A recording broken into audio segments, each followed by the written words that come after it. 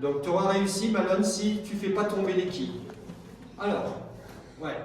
Donc mets-toi bien au milieu, touche à peine le mur, et quand c'est bon, tu lâches, t'écartes tes mains. Voilà. Et voilà. Donc on dit, bah c'est bien, hein. On est sur ce fil rouge à peu près. Là on lance un chrono.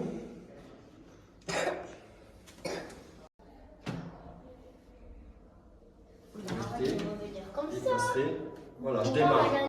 Bon, il se trouve qu'on a une amplitude d'1 mètre hein, de chaque côté. Maintenant, c'est là que je pivote ma règle. Et je viens, c'est de la visée approximative, je viens me mettre sur l'axe. Voilà. Je pense que c'est là qu'on est pas mal. Là. T'as vu, j'ai pas beaucoup d'ellipses là. Je peux en avoir plus, je peux en avoir moins. Non, c'est pas mal du tout. Ouais, c'est pas mal du tout. Donc, si tu veux, Manon, on va dire que je suis sur le plan d'oscillation là. Au bout de 1h07.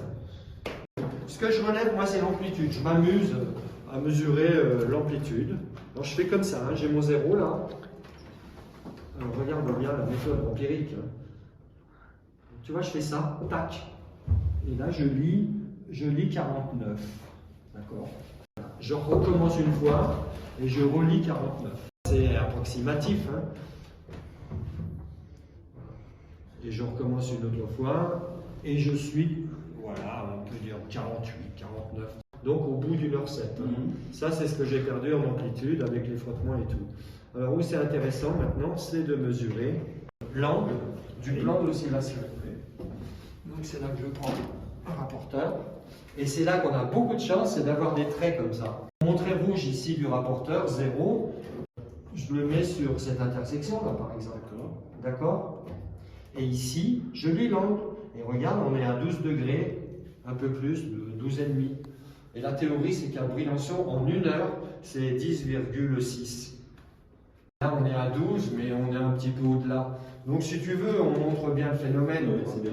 C'est pour ça que ça pourrait être plus aérodynamique, même un film plus petit comme vous faites. Mais apparemment, ça suffit. Maintenant, la difficulté, c'est de dire, mais pourquoi c'est comme ça? Alors, on dit bien qu'au pôle Nord, bon, ça tourne comme une horloge et encore une horloge sidérale. D'accord? À l'équateur, la même expérience. C'est pour ça que j'aimerais bien que toi, tu habites à l'équateur. Parce que là, il n'y aurait pas de déviation. Nous, on est exactement au milieu. On est à 45 degrés là. De toute façon, quand on s'approche de l'équateur, à 10 degrés près, à mon avis, l'expérience est comme le plan d'oscillation. Ça bouge pas. Ça bouge à 0 à l'équateur, mais à mon avis, plus ou moins 10, l'expérience ne marche pas du tout. Elle chope des tas de parasites avant de faire quoi que ce soit. Voilà.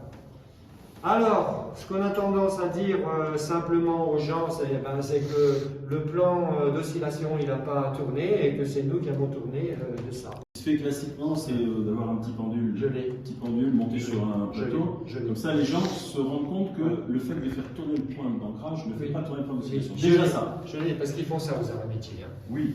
C'est une bonne idée de mettre ça dans la main des guides, on pourrait le laisser là-bas. Parce que c'est déjà ce simple concept-là n'est pas forcément facile à expliquer sur le matériel. Bien sûr.